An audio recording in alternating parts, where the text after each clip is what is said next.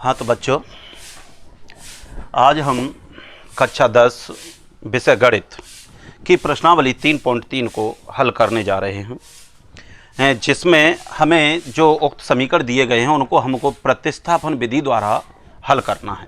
प्रतिस्थापन विधि का मतलब होता है कि एक चर का स्थान बदल के दूसरी जगह पर, मतलब एक चर को का स्थान बदलना है और दूसरी जगह पर पुट करके उससे निकालना है। तो इस प्रकार के समीकरणों को जब हम हल करेंगे तो उसके लिए हम समीकरणों को जस्ट एक दूसरे के ऊपर न लिखकर इस तरह से लिख लेते हैं, जस्ट उसकी बराबर में ही लिख लेते हैं और उससे हम पाते हैं कि x + y = 14, इसको समीकरण फर्स्ट दे दिया, और x - y = 4, ये समीकरण सेकंड। अब हम यहाँ पर लिखते हैं समीकरण फर्स्ट से। किससे? समीकरण फर्स्ट से। अब समीकरण फर्स्ट को जब हम हल करते हैं तो उसमें क्या करते हैं कि अब इसमें से हम सोच लेते हैं कि y का प्रतिस्थापन करें या x का। एक चर का स्थान बदलना होता है इसमें, तो हम मान लेते हैं कि हम y का स्थान बदल देते हैं। तो यहाँ से देखिए, पहले समीकरण फर्स्ट को मैंने रखा x + y = 14। अब इस y का स्थान बदल रहे हैं, हम इधर ले जा रहे हैं, तो x = कितना प्राप्त होगा? 14 - y। अब इसके साथ कोई लगेज नहीं है, अगर लगेज होता तो हम इसके नीचे रख देते, क्योंकि x की वैल्यू निकालनी है। अगर ये अब कुछ नहीं है इस जगह पर, तो इसको हम x = 14 - y को समीकरण थर्ड मान लेते हैं। क्या मान लेते हैं? समीकरण थर्ड। अब ये x का मान उठा के इस समीकरण सेकंड में रख दो। किस जगह पर? तो यहाँ हम लिखते हैं x का मान समीकरण सेकंड में रखने पर। इस जगह पे हम क्या कर रहे हैं कि x का मान समीकरण सेकंड में रख रहे हैं। तो सबसे पहला काम है कि उस समीकरण सेकंड को उतारिए, नीचे डिसेंड कीजिए। तो इस जगह पे मैंने रखा x - y = 4। अब देखिए, यहाँ x की जगह पर रखना है और x का मान इस जगह से कितना मिला है मुझे? 14 - y। तो इस x की जगह पर रखिए 14 - y। आगे देखिए ये y है, तो इसको रख दो y = 4। अब देखिए इस जगह से 14 तो 14 रहेगा, एक y ये है, एक y सजाती चिन्ह है, इसलिए ये कितना बनेगा? 2y = 4। अब हम क्या कर रहे हैं कि जो अचर संख्या है उनको एक तरफ कर रहे हैं और चर वाली को एक तरफ। तो -2y = 4 - 14। ये वाला 14 हम इधर ले गए, तो ये प्लस का सिंबल था, वो इधर जाके माइनस का हो गया। अब इसके बाद में क्या? -2y। अब देखिए 14 में से 4 प्लस के निकल जाएंगे तो -10 बचेगा। इस माइनस से ये माइनस कट कर दो। अब 2 का भाग हम इसमें अगर हम देते हैं तो y = 10/2। 2 से ये कट जाएगा कितनी बार? 5 बार। तो y = हमें कितना प्राप्त हुआ? 5। यहाँ से बच्चों हमने देखा कि y की वैल्यू हमें प्राप्त हो गई है। y की वैल्यू कितनी निकल के आई? 5। अब इस y का मान उठा करके हमें कहीं नहीं रखना है, समीकरण थर्ड में रखना है। तो अब इस जगह पे लिखते हैं कि y का मान समीकरण थर्ड में रखने पर। तो अब देखिए y के मान समीकरण थर्ड में रख रहे हैं, तो सबसे पहला काम है कि समीकरण थर्ड को नीचे डिसेंड कीजिए। तो x = 14 - y। अब ये y की वैल्यू हमको प्राप्त है इस जगह पर, तो इस y की वैल्यू को इस जगह पर रखिए। तो x = 14 - 5। y का मान कितना था? 5 इस जगह पर। तो x बराबर कितना बचा? 9। कितना हो गया? 9। अतः इस जगह पर एक ब्रैकेट में लिख देंगे, अतः x = 9 और y = 5।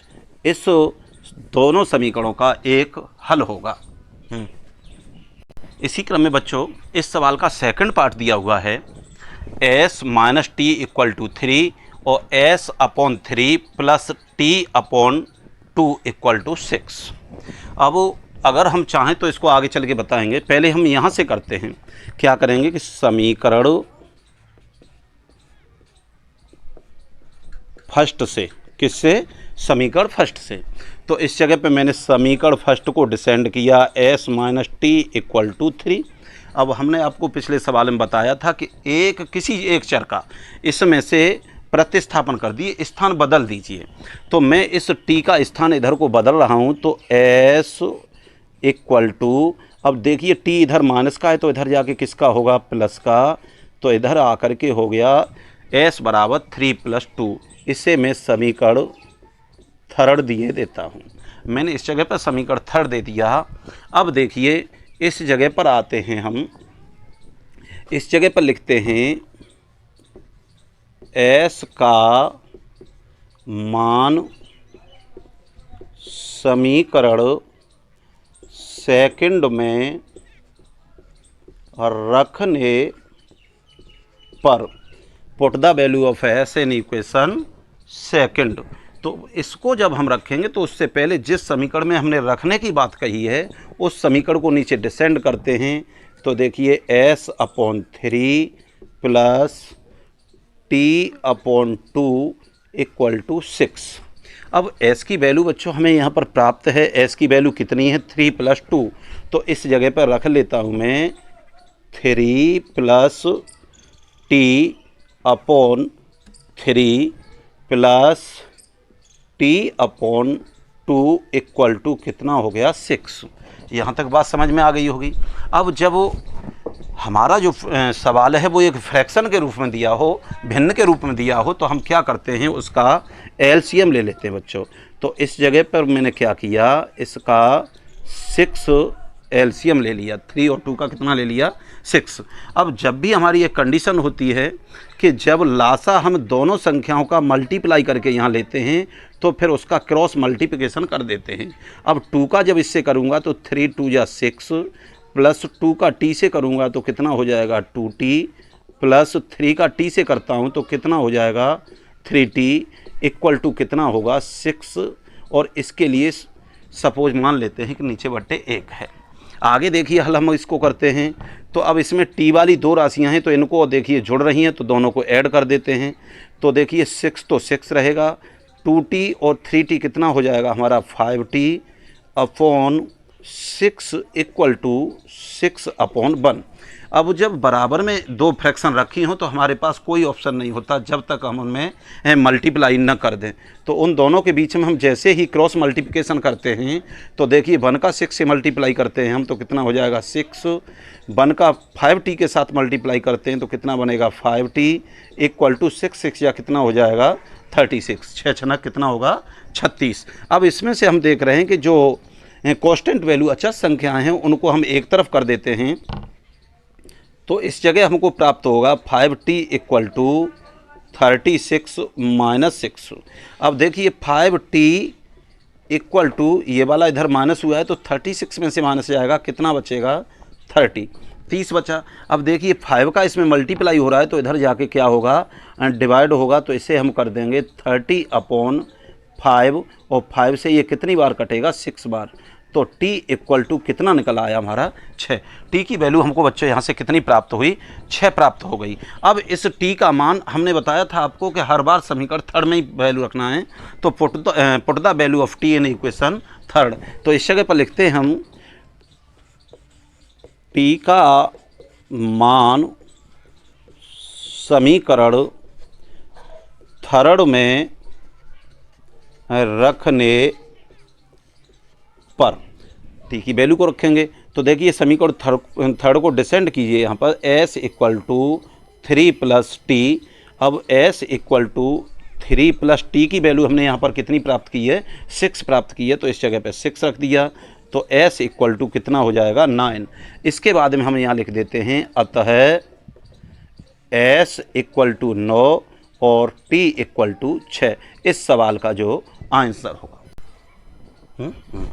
पार्ट नंबर थर्ड देखिए, इसमें दिया हुआ है बच्चों कि 3x - y इक्वल टू 3 और सेकंड पार्ट है जो 9x - 3y equal to 9। Second equation है, ये फर्स्ट इक्वेशन है। तो हमने बताया आपको कि पहली बार में तो हम यही करते हैं कि समीकरण फर्स्ट से, किससे? समीकरण फर्स्ट से। अब हम देख रहे हैं कि समीकरण फर्स्ट से बात की है तो समीकरण फर्स्ट को डिसेंड कर लेते हैं। 3x minus Y equal to 3। अब हम सोच लेते हैं कि इधर ये माइनस का है तो इसी का इधर प्रतिस्थापन कर देते हैं। तो ये क्या बनेगा? 3x equal to 3 plus Y. इस जगह पे क्या हो गया? 3 प्लस वाई। अब हमने ये बताया था आपको कि x की वैल्यू तब तक फाइंड नहीं होगी जब तक उसके साथ में जो लगेज लगा हुआ है वो उससे मुक्त नहीं होगी। तो इसके साथ 3 लगा हुआ है और अब तक किसी में आया भी नहीं था तो तब हमने इसके बारे में चर्चा भी नहीं की थी। अब इसके साथ 3 है तो इसमें क्या करते हैं कि दोनों ओर 3 से डिवाइड दे देते हैं। तो मैं कर लेता हूँ कि सपोज करो ये बट्टे 3 और इस जगह पर बट्टे 3। अब इससे तो ये कट जाएगा तो x की वैल्यू बच्चों हमें प्राप्त होगी 3 प्लस वाई अपॉन 3। कितनी हो गई? 3 प्लस वाई अपॉन 3। इसे समीकरण थर्ड दे देते हैं। कितना दे देते हैं? थर्ड।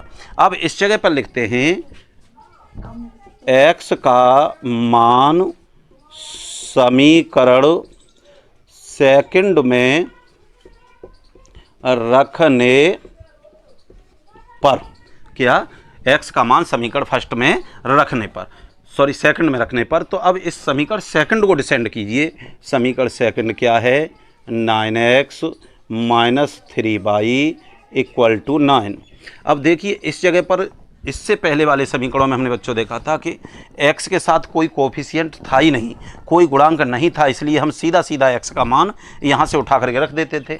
लेकिन अब इस x के साथ में कोफिशिएंट 9 लगा हुआ है, गुणांक कितना आ रहा है? 9 आ रहा है। तो अब इस 9 के साथ में जब जैसे ही रखेंगे तो देखिए 9 को तो हम कर देते हैं ब्रैकेट से बाहर और इस जगह पर ब्रैकेट लगाते हैं। x की वैल्यू कितनी है हमारी?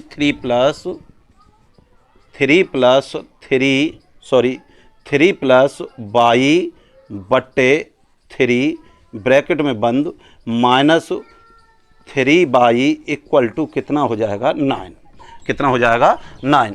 अब देखिए इस जगह पर फिर से एक समस्या बनी हुई है कि इस नीचे वाली संख्या से अगर ये संख्या कट सकती है, कट रही है तो काट दो, अगर नहीं कट रही है तो फिर सिस्टम और ही लगाते हैं। पहले हम देखते हैं कि इससे 3 3 या 9 कितनी बार कट जाएगा? 3 बार कट जाएगा ये।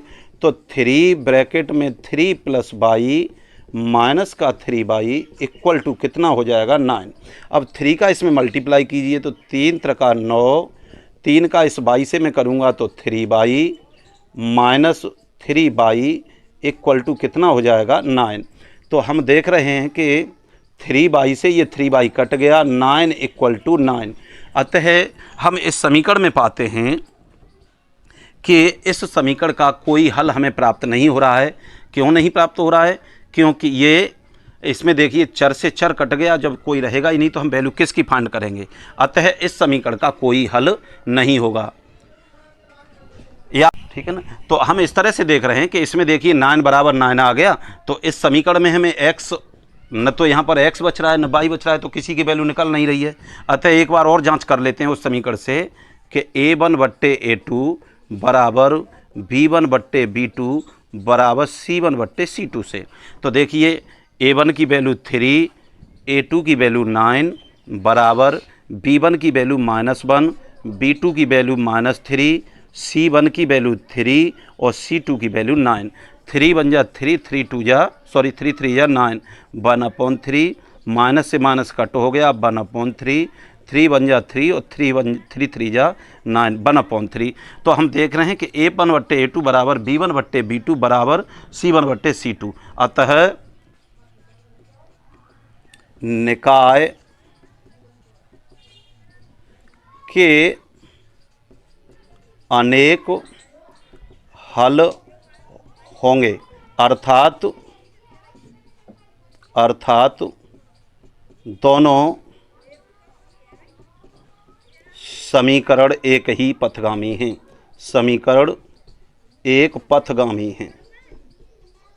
पथगामी है मतलब ये लाइन केवल इसमें 3 का मल्टीप्लाई करके और इधर रख दिया, दोनों समीकरण एक ही रास्ते से जाते हैं। अतः इसका अगर देखा जाए तो मुख्य रूप से अनेक हल होंगे, ठीक है ना। ये देखिए इसका फोर्थ पार्ट है। फोर्थ पार्ट में बच्चों हम देखते हैं कि 0.2x plus 0.3 by equal to 1.3 और 0.4x plus 0.5 Y equal to 2.3। इसको हमें प्रतिस्थापन विधि द्वारा हल करना है। तो इस जगह पर लिखते हैं हम समीकरण फर्स्ट से। किससे? समीकरण फर्स्ट से। तो 0.2x प्लस 0.3 बाई बराबर 1.3। अब इसमें से हम इसका इधर प्रतिस्थापन कर रहे हैं। तो 0.2x equal to 1.3 minus 0.3 Y, तो x इक्वल टू कितना प्राप्त होगा? 1.3 माइनस 0.3 बाई सबके बट्टे 0.2। इसका जो कोफिशिएंट था वो मैंने इसके नीचे रख दिया और इसको मैं समीकरण दे देता हूँ थर्ड। कितना दे देता हूँ? समीकरण थर्ड। अब देखिए x का मान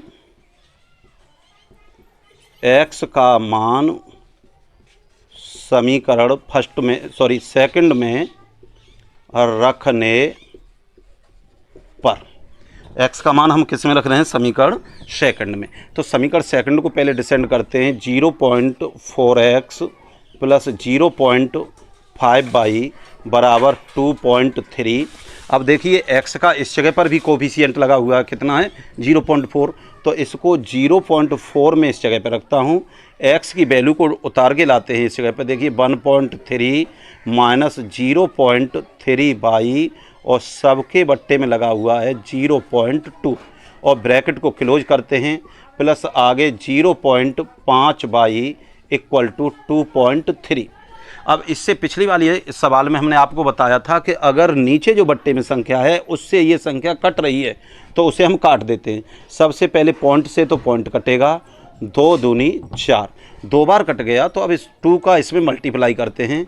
तो 13 दूनी 26, 2.3 प्लस 2 3 जा माइनस है इसे बच्चों, माइनस 2 3 जा 6 बाई प्लस आगे कितना है? 0.5 बाई इक्वल टू 2.3। अब देखिए जो कांस्टेंट वैल्यू है उसको एक तरफ ले जाइए। तो 0.6 Y plus 0.5 Y equal to 2.3 minus 2.6। अब 2.6 को इसको हल करते हैं। तो देखिए इस जगह पे माइनस सिंबल था। अब माइनस 0.6 बाई में से 0.5 बाई जाएगी तो माइनस 0.1 बाई इक्वल टू, इधर देखते हैं 2 तो बराबर हैं, 6 में से 3 जाएंगे तो 3 बचेंगे। पॉइंट की सीट पे पॉइंट लगा दो, 2 में से 2 जाएगा 0, वो भी किसका? माइनस का। इस माइनस से मैं माइनस को कट कर देता हूं और इस साइड पर ले जाता हूं। तो बाई इक्वल टू 0.3 अपॉन 0.1, इससे ये कट जाएगा। तो बाई इक्वल टू हमें प्राप्त होगा 3। बाई की वैल्यू बच्चों हमने 3 प्राप्त कर ली है। अब इस बाई का मान उठा करके समीकरण थर्ड में रख दो। तो इस जगह पर लिखते हैं कि बाई का मान समीकरण थर्ड में रखने पर, put the value of Y in equation third. तो सबसे पहले इक्वेशन थर्ड को उतारिए। x equal to 1.3 minus 0.3 Y सबके बट्टे 0.2। तो x equal to 1.3 minus 0.3 into, अब इस बाई का मान मैंने कितना निकाला है? इस जगह पर 3, तो इस जगह पे 3 रख दो बट्टे 0.2। तो x इक्वल टू 1.3 माइनस 3 त्रिका 9 बट्टे 0.2। तो x इक्वल टू 13 में से 9 जाएंगे तो कितने बचेंगे? 0.4 बट्टे 0.2। अब इस पॉइंट से पॉइंट को काट दो, 2 दूनी 4। तो x की वैल्यू हमें कितनी मिली? 2। तो इस जगह पर लिख देते हैं अतः x बराबर 2 और y बराबर 3 इस समीकरण का हल होगा। पार्ट नंबर 5 है पहले पार्ट का। तो इसमें हम बच्चों देख रहे हैं ये लिखा हुआ है √2x plus √3 by equal to 0 और √3x minus √8 by equal to 0। तो इसमें हम पाते हैं कि क्या लिखेंगे? समीकरण फर्स्ट से। कौन से क्रिया प्रारंभ कर रहे हैं हम? समीकरण फर्स्ट से। तो समीकरण फर्स्ट को हमने जैसे ही इस जगह पर डिसेंड किया √3 बाई इक्वल टू 0। अब हम देख रहे हैं कि इसका हम इधर प्रतिस्थापन कर देते हैं। तो √2x बराबर माइनस का √3/, चाहे तो इस जगह पे 0 माइनस कर सकते हैं, कोई प्रॉब्लम नहीं है। अब इसका इधर प्रतिस्थापन कर दो तो x इक्वल टू माइनस √3/, √2। ये क्या बन गया बच्चों, हमारा समीकरण थर्ड बन गया। कितना बन गया, समीकरण थर्ड। अब इसके बाद में हम देखिए x की वैल्यू को समीकरण सेकंड में पुट करते हैं। तो x का मान समीकरण सेकंड में रखने पर, तो सबसे पहले समीकरण सेकंड को डिसेंड करते हैं, √3x minus √8/, equal to 0। Coefficient इसका है, इसे यों का त्यों रहने दो। अब x की वैल्यू यहाँ से कितनी है हमें, माइनस √3/, √2 माइनस √8/, इक्वल टू 0। इतनी वैल्यू हमने इस जगह पे रख दी है। इससे पहले अब तक जितने सवाल आए उसमें जो संख्या बट्टे में आती थी यहाँ उससे कट जाती थी, लेकिन यहाँ हम देख रहे हैं कि यहाँ इससे ये कटने वाली नहीं है, अर्थात इसका इसमें भाग नहीं जा रहा है, तो कोई प्रॉब्लम नहीं। इसका तो मल्टीप्लाई इससे कर दो। तो देखिए √3 का √3 से जैसे ही करेंगे तो माइनस का 3/, हो जाएगा। कितना हो जाएगा, पहले हमने बताया था कि √3 इंटू √3 कहने का मतलब हो गया √9, और 9 का स्क्वायर रूट कितना होता है, 3, इसलिए मैंने कर दिया 3 माइनस। अब इसका मल्टीप्लाई इससे करेंगे तो √8 दूनी 16/, इक्वल टू, अब इसी संख्या का इससे यूँ करके यूँ निकल जाती है लाइन यूँ करके, तो रूट का गुणा 0 से करेंगे तो √2 का गुणा 0 से जैसे ही होगा तो क्या हो जाएगा, 0। अब माइनस का 3/, 16 का वर्गमूल हमें बच्चों मालूम है कितना होता है, 4/, इक्वल टू 0। अब 3 और 4 माइनस का 7/, इक्वल टू 0, तो बाई इक्वल टू 0/7, तो बाई इक्वल टू कितना आ जाएगा, 0 आ जाएगा। यहाँ से हमने बाई की वैल्यू को प्राप्त कर लिया है। बाई की वैल्यू हमें कितनी मिली है, 0 मिली है। अब इस बाई का मान समीकरण थर्ड में रख दो, तो इस जगह पर लिखते हैं बाई का मान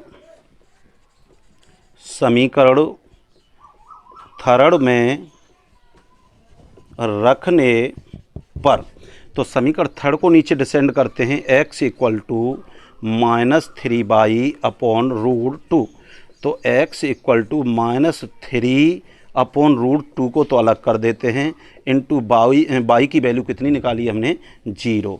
बाई की वैल्यू कितनी निकाली है, 0। और जब किसी संख्या में हम 0 से मल्टीप्लाई करते हैं तो वो संख्या क्या हो जाती है, 0, अर्थात x का भी मान क्या आ गया, 0। तो यहाँ लिख देते हैं, अतः x बराबर 0 और बाई बराबर 0 इस सवाल का आंसर होगा।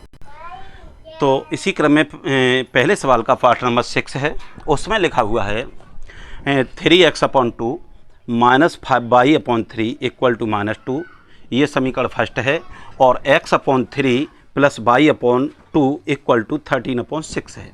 अब इसको हम यहीं थोड़ा सा संशोधित कर लेते हैं बच्चों। इसमें क्या किया मैंने कि इसका पूरे का एलसीएम ले लिया, 3 2 या 6, क्या कर दिया, 3 2 या 6। तो अब देखिए जब हमने बताया था कि जब दोनों संख्याओं का मल्टीप्लाई लेकर के एलसीएम लिया जाता है तो फिर उसमें क्रॉस कर देते हैं, तो 3 3 जा 9x माइनस 2 5 जा 10/, इक्वल टू -2। अब इसके भी बट्टे बंद कर देते हैं और कैंची का गुणा कर देते हैं, तो 9x माइनस का 10/, इक्वल टू -10 कर देते हैं, सॉरी 12 हो जाएगा, माइनस का 12, ठीक है ना। एक तरह से ये मान लीजिए कि ये समीकरण फर्स्ट अब यहाँ न होकर के ये समीकरण फर्स्ट पे इस जगह पर आ जाएगा। इस जगह से मैं इरेज कर देता हूँ इसे, ऐसे ही मैं इस जगह पे करता हूँ। इसका भी एलसीएम कितना ले लेता हूँ बच्चों, 6, इसका इसके साथ मल्टीप्लाई करते हैं तो 2x, 3 का इसके साथ मल्टीप्लाई करेंगे तो 3/, इक्वल टू 13/6, और बट्टे से ये बट्टे में कट जाएगा तो 2x प्लस 3/, इक्वल टू कितना हो गया, 13।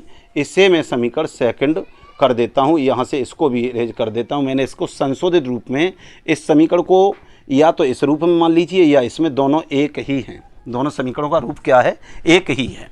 अब मैं करता हूँ समीकरण फर्स्ट से, किससे, समीकरण फर्स्ट से।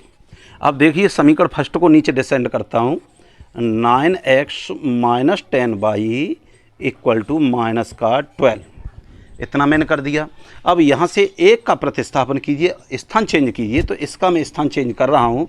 तो 9x equal to minus 12 plus का कितना हो जाएगा 10y, क्योंकि इधर ये माइनस का है तो इधर जाके डिवाइड में चला जाएगा। अब देखिए 9 इसके साथ है, हमें x मुक्त करनी है, तो x को मुक्त करने का मतलब 9 से इस ओर डिवाइड दे दो, तो माइनस 12 प्लस 10y अपॉन 9, ये समीकरण हो गया हमारा थर्ड। कितना बन गया समीकरण थर्ड।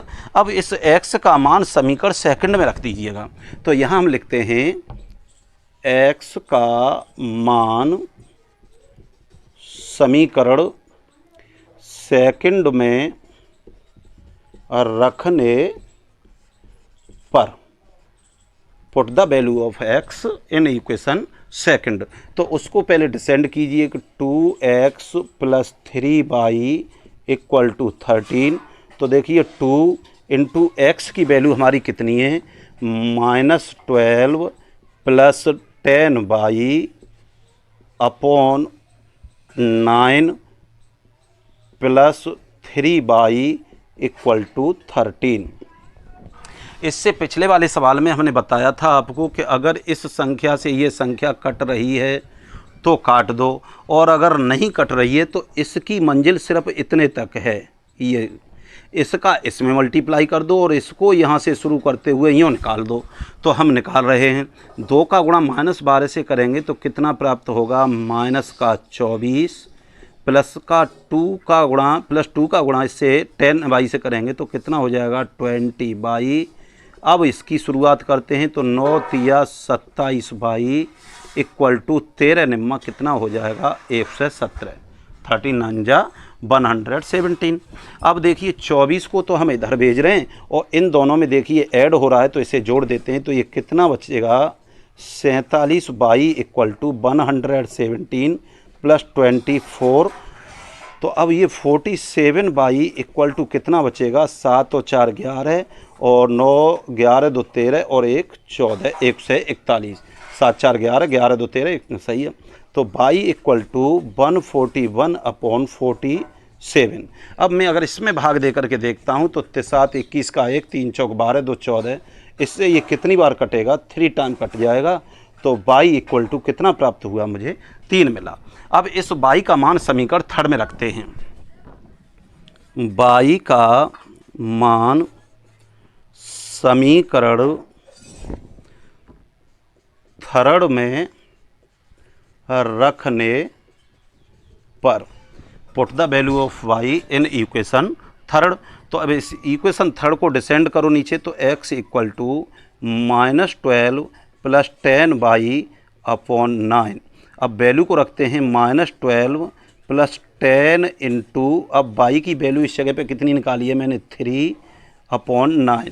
तो x equal to minus 12 plus 10 तिया 30 सबके बट्टे 9, तो x इक्वल टू कितना बचेगा 18 बट्टे 9, 9 दूनी 18।